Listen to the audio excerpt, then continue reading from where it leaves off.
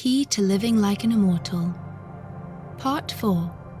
Connect to your core like a master. But there is 1 out of 10 who is so sure of life that tigers and wild bulls keep clear. Weapons turn from him on the battlefield. Rhinoceroses have no place to horn him.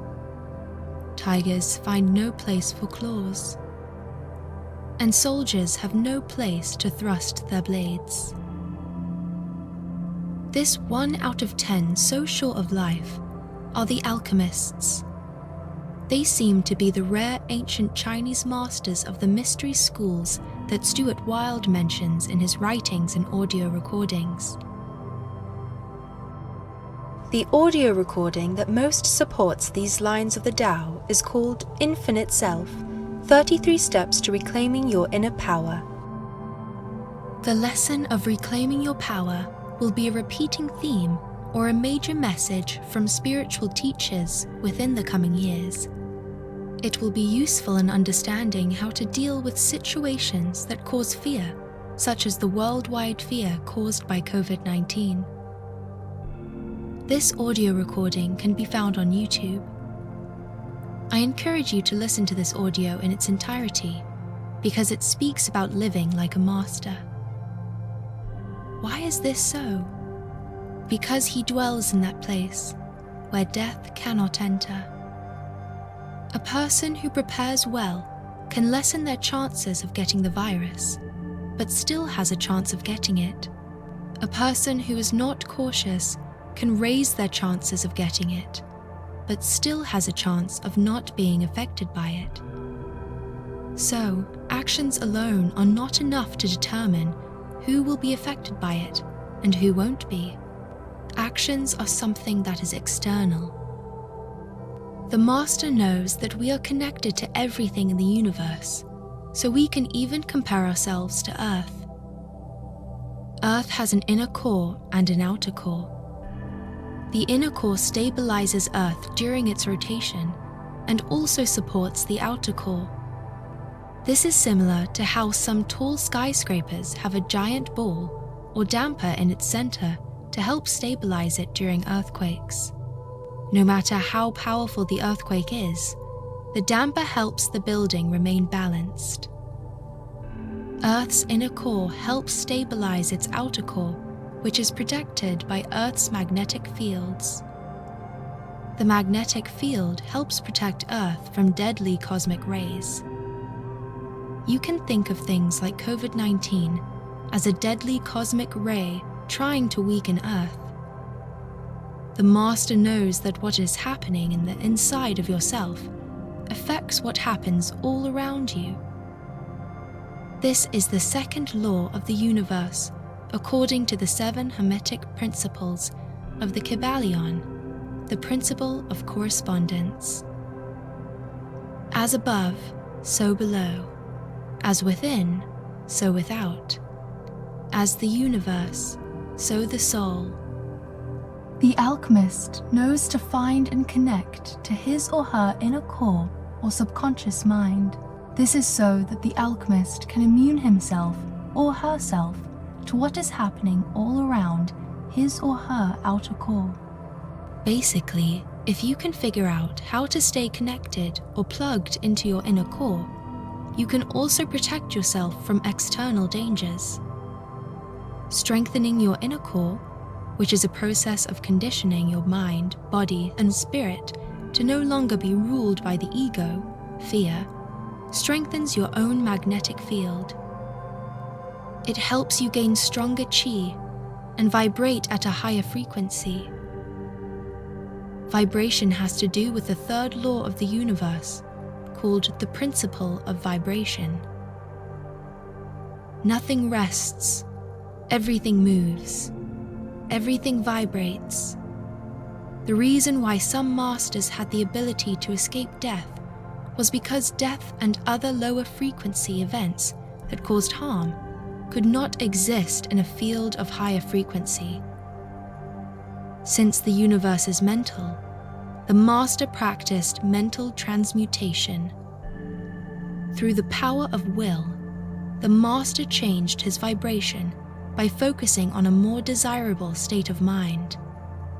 He cultivated and grew that state of mind until it resulted in the highest frequencies seen in man. Change your mental state. Change your vibration. Whatever you focus on the most in life grows. So it is better to focus on positive thoughts instead of negative ones. The best thing to do is focus on connecting with your inner core. Your inner core represents the philosopher's stone in alchemy. Alchemy consists of heating and washing away the impure and hard layers of metal, which also can represent your ego. That is why someone who is hard-headed can be said to have a big ego. Eventually, from washing away the impurities inside yourself caused by the ego, you get to the inner core of your being, which can be represented as gold or silver. Alchemists aim to turn metals into gold as well as penetrating the ego to get to their inner core or inner being. The final result of the process is called the Philosopher's Stone. I'm not claiming to be a master of alchemy by no means. I am just a seeker of the truth, trying to figure out the path to self-mastery, and want to share what I know with others so they can start their journey as well.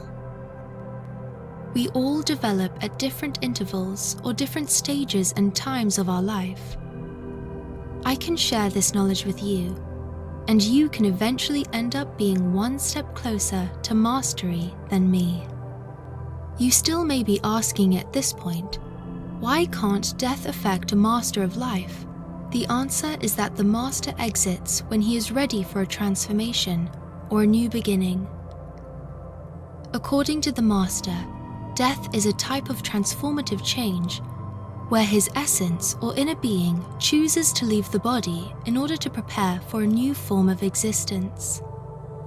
The master is not ruled by changes such as death, because he does not fear changes such as death. This type of mentality causes the master to be protected or be free from many misfortunes. 33 is a master number and was the sacred number of the masters of these mystery schools. These masters of legend had a frequency that was extremely high. Wherever they traveled, violence, danger, disease, mental problems, famine, negativity, and other types of trouble all disappeared. The change was so sudden and so subtle that no one realized the change in energy was coming from the master. A master of mysticism was different from a kung fu master because there was never a need for a mystic master to fight. However, Bruce Lee once said in his film, "Enter the Dragon," the real master can actually fight without fighting. Check out how Bruce Lee fights without fighting in this scene from the film.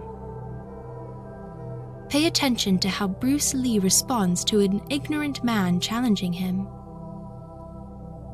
This was Bruce Lee's chance to show his power and his skills in fighting. Instead of taking the man up on his challenge, he lets go.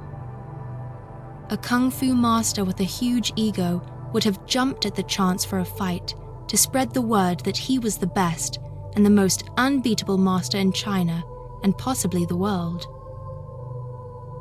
Letting go of the challenge allowed Bruce Lee to defeat the man without touching him, and also allowed him to teach the challenger an important lesson. A master is able to find humor with the challenges of other men and of life. He wins by not being affected by the challenge, as well as the challenger due to his ability to let go of the situation. He doesn't get beat up, nor does he beat up others, because he finds another way to win. Fighting without fighting relates to the fifth law of the universe, or the principle of rhythm. Everything flows out and in. Everything has its tides. All things rise and fall. This means that there is a natural rhythm from one pole to another, or a cycle between good and bad. After the good comes the bad, and after the bad comes the good.